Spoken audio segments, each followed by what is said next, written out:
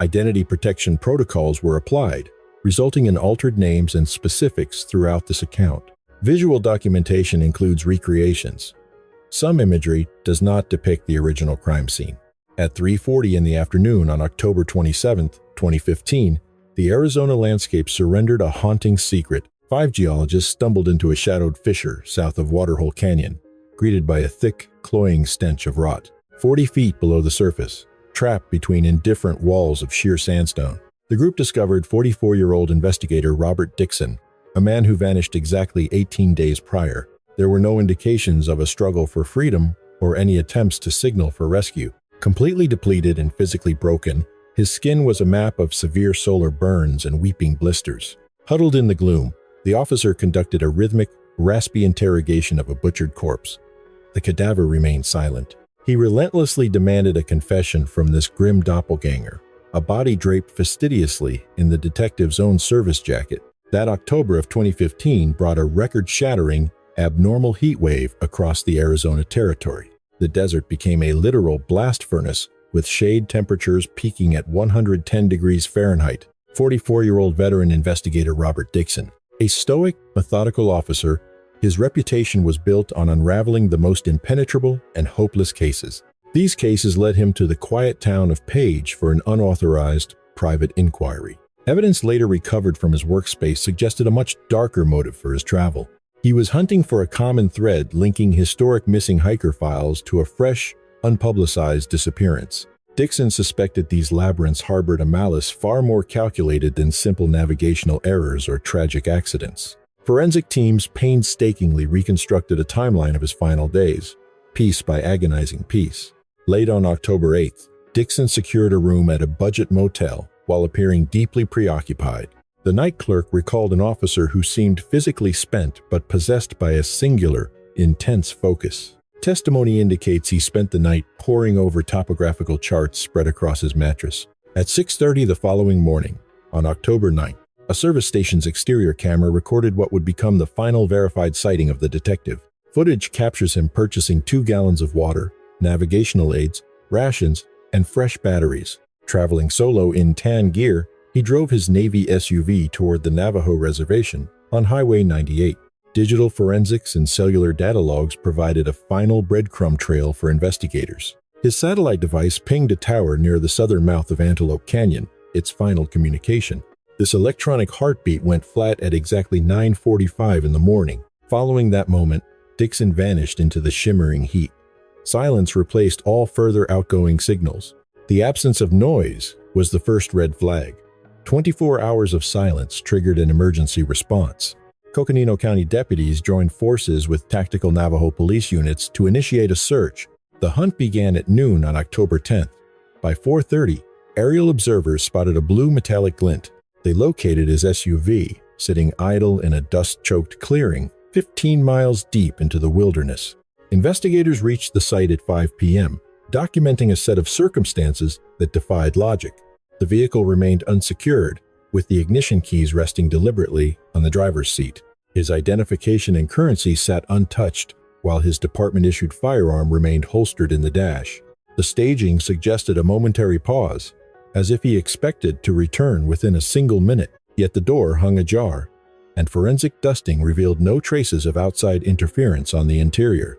Absent of blood or violence, the search radius expanded to cover 50 square miles of hostile terrain. Rescue teams formed human grids, sweeping through the unforgiving and jagged landscape. K-9 units tracked through crimson sands, while thermal-equipped aircraft maintained a constant, watchful orbit. Still, the vast, labyrinthine rock formations yielded nothing but an oppressive, heavy silence.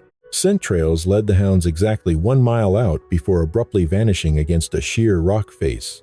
Official reports from the lead handler noted that the K-9s would reach a specific threshold. The K-9 units paced in circles, their whines signaling a lost trail. The massive search and recovery effort lasted 14 grueling days. In the desert heat, hope evaporated. His water lasted 72 hours at most. As time passed, the momentum of the search inevitably began to wane. Officials prepared to archive the file while local papers ran somber obituaries. On October 24th, at 1840, a lone volunteer found something horrific. 3 miles north, This single discovery shattered the theory of an accident. A shard of the detective's shirt hung there, clearly sliced by a blade. Directly beneath it, a fresh, heavy combat boot print marked the sand. The boot print certainly wasn't the detective's. The recent trail led toward an uncharted cave exhaling a grave-like cold. By late October 2015, 18 days post-disappearance, the search halted, but the desert held its secrets. That morning, 5 geology students from Northern Arizona University mapped the terrain under their professor. Their path took them 2 miles south of the known Waterhole Canyon. They navigated a treacherous, unmarked labyrinth of red sandstone and deep chasms. At 14:15, the team strayed, drawn toward a peculiar geological anomaly. According to Mark Jenkins, by 14:40 in the afternoon, they reached a hairline fracture in the earth, barely 3 feet wide. Sunlight reached the floor for 2 hours daily, leaving a permanent gloom. Peering into the void, the students were hit by a physical sensation.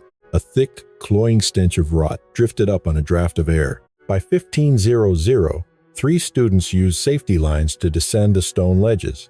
The 40-foot drop took 10 minutes to navigate. The scene below would haunt them forever, anchoring a chilling state report. Below, the air temperature dropped sharply. Damp walls and stagnant air made breathing a labored chore.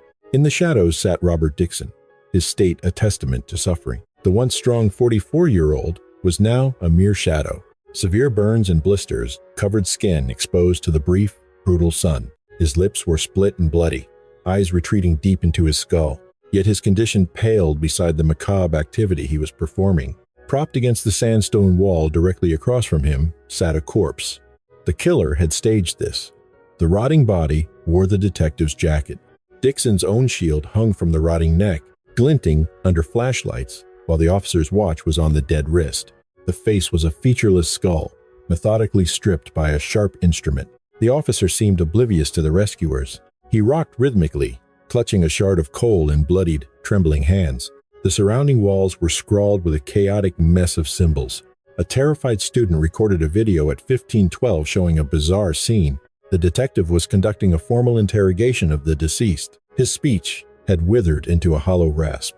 Looking into empty eye sockets, he repeated the same interrogation questions. The tape captured every syllable with haunting clarity. Subject identified as Robert Dixon. Birthdate confirmed. The interrogator pressed him on the suppressed evidence, demanding he face his own reflection. "You have passed away, Robert," the voice insisted, pushing for a formal confession of his own demise. Fractured by trauma, the officer truly believed he was interrogating his own cold remains across the table. Paralyzed by dread, the group backed toward the climbing lines, moving with calculated, agonizing slowness. A shaking hand reached for the radio to signal for help, just as a stray light beam illuminated the shadows behind the body. Deep within that suffocating, sunless crevice where the shadows reigned supreme, a metallic snap echoed, followed by the low, steady thrum of hidden machinery coming to life. It was the unmistakable sound of a concealed system being remotely engaged. Before uncovering the darker layers of this case, please support our work by subscribing and engaging with the video below. Such gestures signal the algorithm, ensuring this deep dive investigation reaches a wider audience. This engagement validates the report's importance, pushing this harrowing narrative to those who need to hear it. Your contributions empower us to continue producing high-caliber true crime content of this nature. Returning now to the sweltering, blood-red landscapes where this Arizona nightmare unfolded. The moment the distress call went out, emergency teams scrambled to extract the detective from the site. By 16 hours and 30 minutes, a medevac chopper was racing toward Flagstaff Medical Center with the officer on board. Initial intake notes from the emergency physician painted a grim picture of a man on the brink of collapse. Dixon had slipped into a profound, terrifying state of mental detachment. Severed from the world, his gaze drifted aimlessly across the sterile white walls of the ward. Tests revealed severe organ failure due to dehydration, coupled with a violent break from psychological reality. Wasted and broken, he was tethered to machines as specialists battled to keep his fading pulse steady. Yet, the most disturbing revelation arrived at 1800 hours when the toxicology labs returned their findings. The formal analysis detailed a cocktail of chemicals that defied simple explanation. High levels of scopolamine and toxic alkaloids, potent desert-grown deliriants, were surging through his bloodstream. The lead scientist concluded this was no accident. The officer was being methodically drugged. An unknown predator had been eroding his psyche, stripping away his logic and autonomy, piece by piece. A once sharp investigator had been reduced to a hollow vessel for someone else's cruel design. In the interim, as medics fought for Robert, coroners in Coconino County began analyzing the mystery remains from the pit. Marrow samples provided a definitive genetic profile, instantly dismantling the detective's drug-induced fantasies. The biological evidence proved the body was not, in fact, the man who had been found beside it. The victim was identified as Michael Torres, a traveler who had vanished into the desert 14 months prior. Observations from the autopsy suite were enough to unsettle the most hardened members of the force. The perpetrator had operated with a chilling, clinical accuracy that bordered on the professional. The victim's facial features had been meticulously excised with a blade. After erasing the man's identity, the killer redressed the remains in the detective's own clothing. This was not mere concealment. It was a calculated piece of psychological stagecraft. The depth of this premeditated cruelty was as brilliant as it was monstrous. Examining the rock chamber revealed the true, twisted genius behind this makeshift psychological prison. The objective was total sensory deprivation, trapping a poisoned man in a hole with a faceless double. Isolated in the dark, the victim was bombarded by a hidden audio feed designed to fracture his mind. The voice whispered that he was a ghost, forcing him to interrogate his own decomposing proxy for eternity. That subterranean tomb functioned as a perfect, isolated crucible for madness, where a man was forced to witness his own demise until reality shattered. Yet, as crime scene specialists stripped the cave walls to secure the hardware for evidence, a technician spotted a slender fiber optic line tucked away. The wire vanished into the stone's dark crevices, terminating in a chilling discovery. A small red light pulsed rhythmically on a microtransmitter. It delivered a cold realization. Their every move was being broadcast in real time. While Robert Dixon lay in the intensive care unit, his heart struggling against the clinical pulse of life support machinery, homicide detectives took over the reins of his ongoing case. The veteran officer remained trapped in a profound pharmacological coma. Violent tremors rocked his frame as medical staff fought to flush a lethal concentration of desert-derived psychotropics from his system. Understanding that the solution lay within Dixon's private files rather than his hospital bed, the team began tracing his final weeks. On October 28th at 9 in the morning, task force members utilized a search warrant to enter room 13 of a rundown motel known as the Desert Star. This was the detective's base of operations for his off-the-books investigation. The preliminary crime scene logs described a setting of eerie perfection. The quarters were disturbingly tidy and devoid of character, featuring a bed with hospital-grade precision in its tucks. Clothes were categorized neatly in the wardrobe, and the desk sat bare. Dixon seemed to have scrubbed any trace of his progress. Still, the seasoned forensics team knew the habits of their veteran peer all too well. He was a product of a more cautious, paranoid era who never left critical data in the open. At 11:45, the investigation hit a sudden breakthrough. A technician scanning every square inch spotted a standard air vent near the ceiling, 9 feet above the floor. One mounting screw was slightly loose, its metal threads showing tiny reflective gouges under a high-intensity beam. After unscrewing the grate, the officer reached into the lightless, grime-covered duct. Deep in the shadows lay a heavy leather portfolio bound in layers of silver tape. The contents of this hidden stash completely altered their perception of the crime and the psychological makeup of their target. It was no simple logbook, but a systematic record of insanity that Robert had spent months compiling. Inside were dozens of brittle land registry records from the 1970s. The true prize, however, consisted of intricate blueprints and professional topographical maps. Every document was stamped with the corporate logo of Canyon Edge Surveying. Analyzing these diagrams, the team finally saw where the breadcrumbs were leading. Dixon's crimson-inked marginalia suggested he had stumbled upon a predator of unprecedented focus. This wasn't some impulsive killer driven by heat-of-the-moment urges. The suspect was a calculating, hyper-patient strategist, a master of human suffering. He didn't merely end lives. He subjected his victims to complex, prolonged psychological torture. The killer exploited deep caverns and forgotten mining shafts on Navajo territory, repurposing them as subterranean testing facilities. The evidence indicated the perpetrator possessed a sophisticated background in structural engineering. He had converted these natural voids into flawlessly isolated sensory deprivation vaults. Robert had decoded the disturbing logic the killer used to select these sites. Every marked location sat at a geological junction where thick sandstone strata provided total acoustic isolation.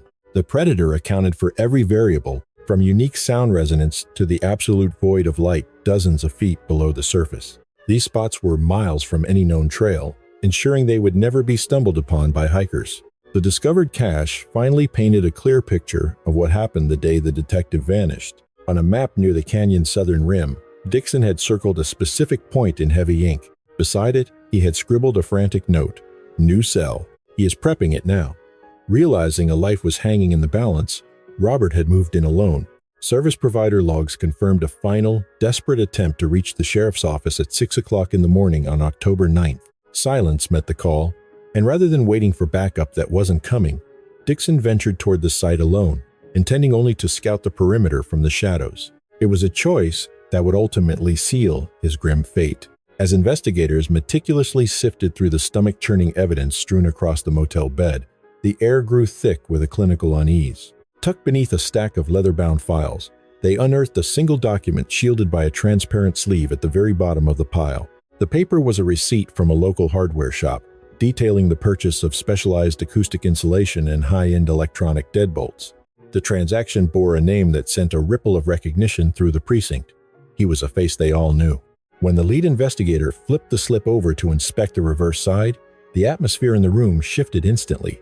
A heavy silence descended as they found a candid, long-lens photograph of a young woman walking a street in the city of Page clipped to the back. Scrawled across her smiling portrait in the killer's jagged, aggressive handwriting was a single word that froze the blood of every officer present. A grueling month passed, marking a brutal tug-of-war between the detective's shattered psyche and his failing physical frame.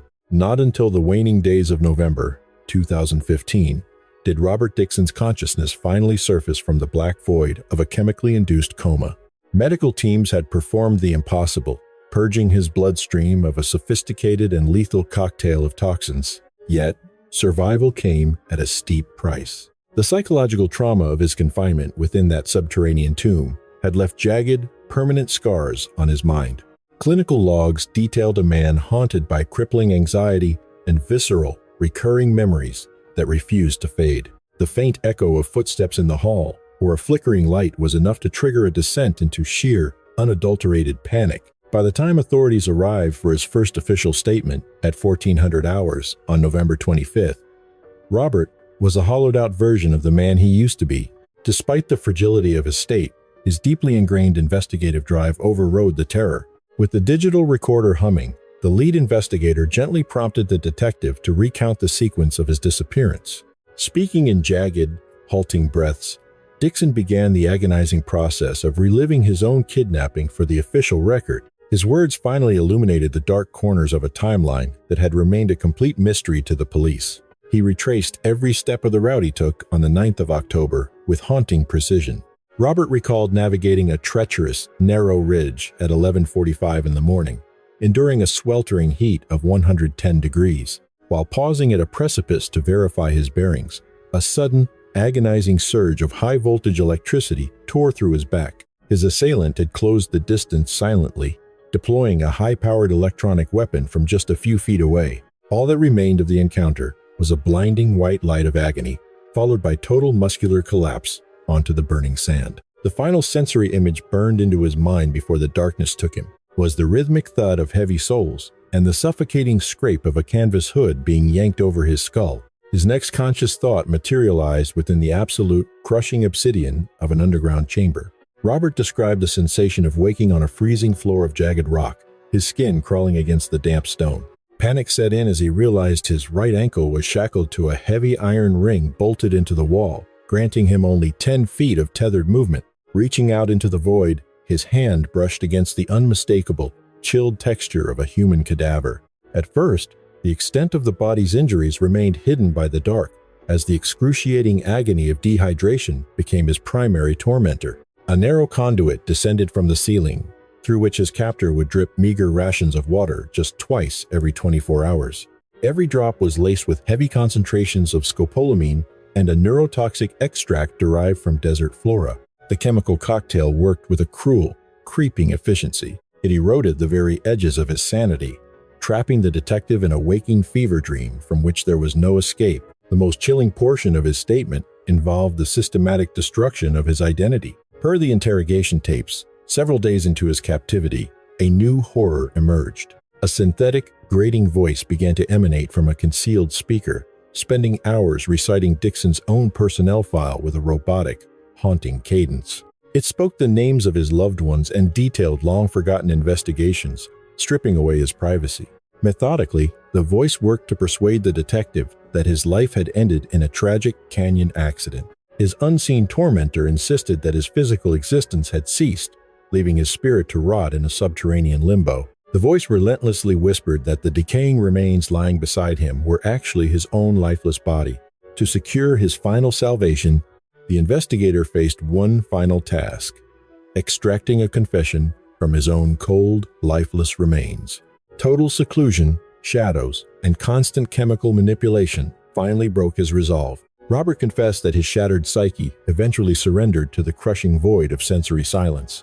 His mind embraced the twisted logic imposed upon it until an hour-long debriefing changed everything. Just as the attending nurse arrived, needle filled with tranquilizers in hand, Robert bolted upright, seizing his partner's arm with a wild, dilated stare. A single, jagged memory had managed to pierce through the chemical fog. Hours before his rescue, a mechanical failure silenced the distortion filter on the intercom. In that fleeting heartbeat, Robert caught the raw, unmasked voice of his captor, venting his rage at an unseen third party. The chilling truth was clear. Dixon recognized that voice from years of passing it in his own precinct. Dixon's statement, paired with forensic evidence hidden in a motel vent, finally shattered the case's silence. A simple receipt from a neighborhood supply shop, documenting specialized soundproofing, combined with that familiar voice, unlocked the town's most sinister mysteries. By late November, federal agents and state troopers centered their manhunt on 38-year-old local resident Todd Williams. His background provided a chilling blueprint for profilers tracking the evolution of a predator. Williams had once been hailed as a top-tier regional expert. After years of distinguished service in elite mountain rescue, he became a lead survivalist for a major travel firm. He mastered the subterranean terrain, navigating the desolate red badlands with the lethal precision of an apex hunter. Yet, 5 years ago, his professional life imploded, following a bizarre and public controversy. Investigators now scrutinize those sealed files within the department archives. Records revealed he was blacklisted for intentionally subjecting vulnerable tourists to extreme psychological trauma. His former supervisor testified during a recorded deposition that Williams possessed a disturbing habit of leading hikers into forbidden zones. On one excursion, he guided 6 individuals into treacherous, uncharted caverns.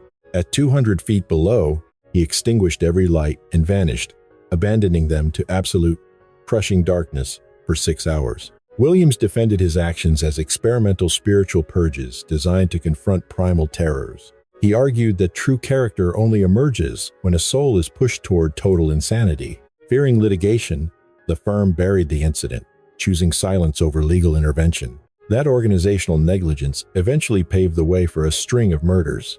Behavioral analysts from the federal task force drafted a profile of a killer driven by something far deeper than greed or lust. He possessed a crippling God complex, viewing himself as a grand architect of human suffering, the absolute master of fate.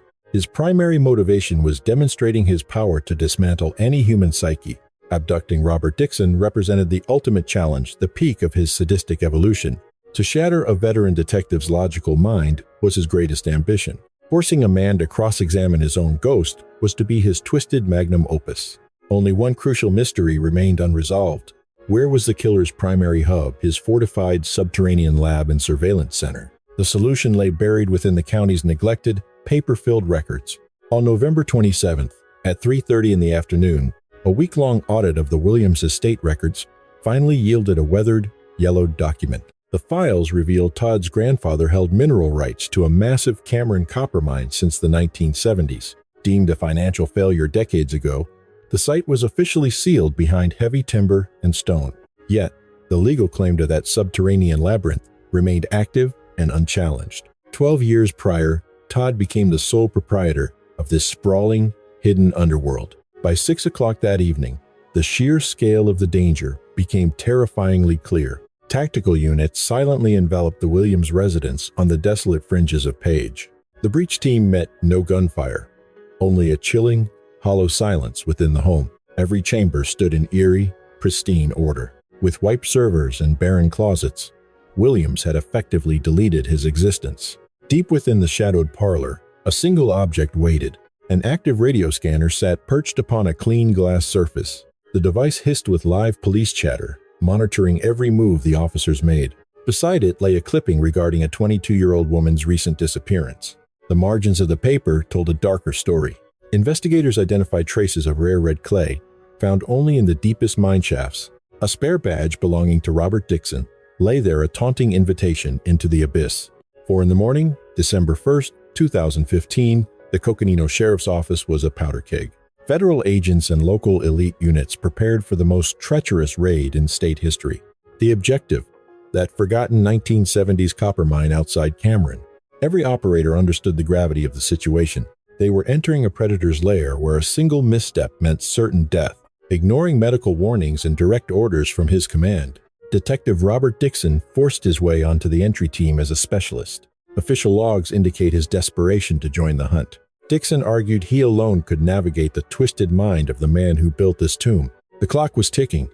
Williams had already claimed another life. The missing Page woman was trapped somewhere in that darkness, at the mercy of a monster. At 6 in the morning, armored columns rolled silently toward the desert coordinates. A brutal December chill gripped the landscape as the team arrived. The terrain was a jagged, Martian wasteland of red stone and deep black voids. The wind shrieked through the sandstone, like a phantom warning of the carnage ahead. Tucked within a hidden ravine, the mine lay buried under massive rock piles. Documentation claimed the portal had been sealed with concrete 4 decades ago. Instead, a sophisticated electronic steel door sat hidden behind a faux rockfall. This was merely the outer shell of the killer's fortification. When the breech door groaned open, the smell of ancient iron and freezing air exhaled from the earth. The tactical debriefing painted a harrowing picture of the interior. This wasn't just a mine. It was a bespoke slaughterhouse Williams had perfected over years.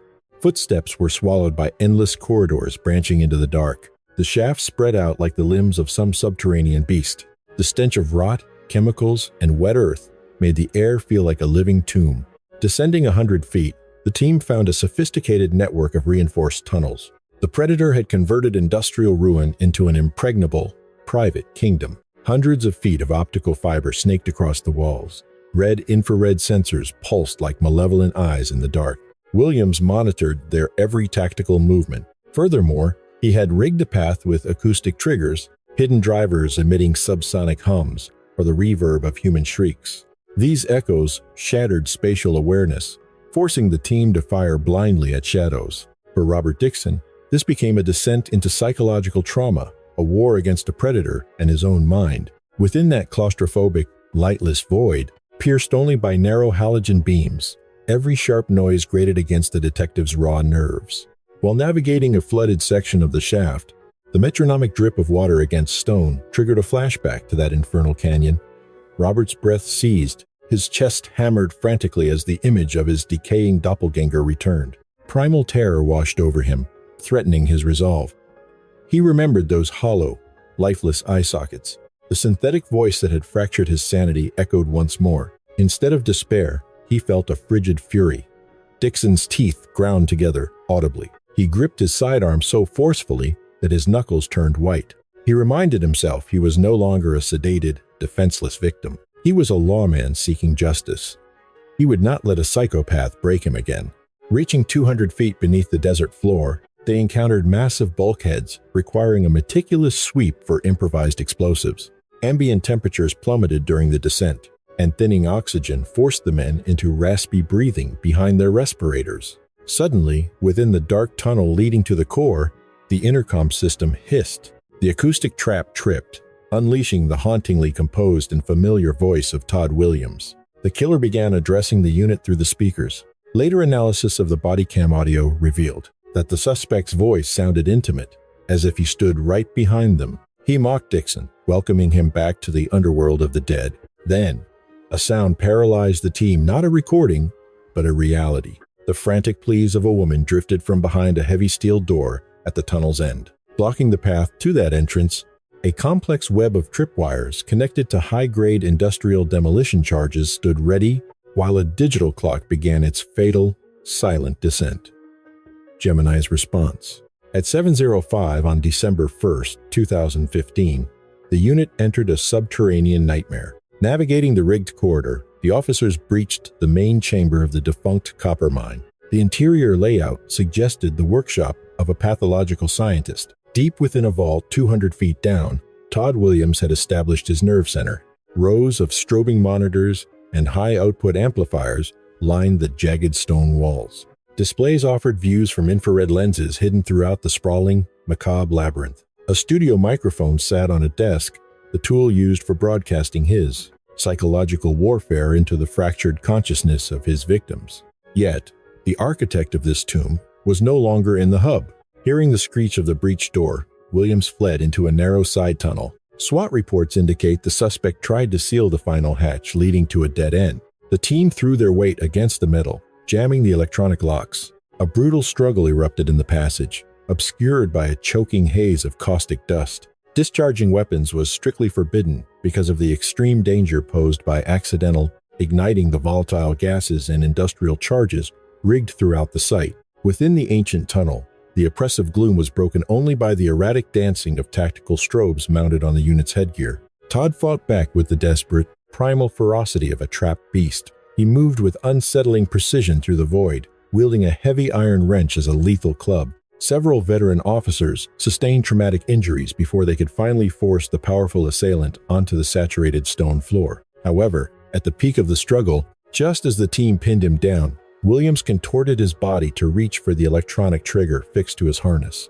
A single click would have brought down thousands of tons of earth, entombing the entry team, the captive, and the architect of this nightmare in a permanent, rocky grave. In that split second, Robert Dixon moved. Sworn statements from the lead officer indicate that the detective, who was positioned in the secondary line, lunged forward. He clamped onto the killer's arm with a vice-like grip, inches from the switch. Gasping for air and coughing up blood from his mangled jaw, Williams looked at Robert and let out a sickening, wet laugh. The psychopath attempted one final psychological manipulation. Those present at the scene heard Todd, locking eyes with the investigator, refer to him as a phantom. He called him a dead man who had escaped his fate only to return to the desert floor. He fully expected the detective's fractured mind to suffer a catastrophic collapse under the pressure. Yet, Dixon remained perfectly silent, radiating a sense of absolute, chilling composure. The detective clinically forced the suspect's arm behind his back, ending the encounter with the sharp metallic snap of handcuffs. Primal fear had been conquered. Inside a cramped, isolated chamber of only 40 square feet, the team located the missing 22-year-old woman. She was alive, though she had retreated into a state of profound psychological shock. The survivor was quickly brought to the surface and handed over to the waiting emergency medical technicians. The case of the subterranean killer eventually reached its conclusion in a high-profile courtroom. Todd Williams was convicted on every count and currently sits on death row, awaiting his scheduled execution. As for Robert Dixon, exactly 3 months after the raid, he officially walked away from the force, citing permanent health complications. Medical evaluations confirmed that the lingering effects of severe neurotoxin exposure made it impossible for him to serve in homicide again. Following this dark chapter, the retired detective is often seen standing alone at the edge of the massive Glen Canyon Dam. He spends hours there, leaning against the concrete barrier, staring into the vast red wasteland under the Arizona sun. The desert wind pulls at his clothes, carrying the scent of ancient, baked stone. Robert Dixon is a man who survived the impossible. He maintained his sanity, saved a life, and ensured a monster would never see the light of day again. But internally, he carries a heavy, lingering truth. A fragment of his identity never truly made it out of that hole. It remains buried forever in the depths of that dark, narrow crevice, still conducting a silent, maddening investigation amidst the red dust. The harrowing journey of investigator Robert Dixon serves as a haunting testament to a profound truth. The most dangerous labyrinths aren't carved into desert stone, but woven into the human mind. In the suffocating silence of that Arizona crevice, a monster tried to steal more than a life. He tried to steal a soul. By using shadows, chemicals, and the echo of a ghost, The predator attempted to erase Dixon's very identity, whispering that he had already ceased to exist. Yet, even as his reality fractured, Dixon's spirit refused to surrender. His story teaches us that our identity is our ultimate fortress. No matter how dark the abyss or how loud the whispers of despair, the will to protect others like the innocent life he ultimately saved remains an unbreakable anchor. However, this is also a sobering lesson in vigilance and responsibility. Silence in the face of known evil is a catalyst for tragedy. We must possess the courage to speak out against negligence before the shadows grow too long. Robert Dixon walked out of that hole a hero, but he left a piece of himself behind. We honor his sacrifice by remembering that true strength isn't the absence of scars, it's the courage to hold on to your light when the world tries to convince you you're already a ghost.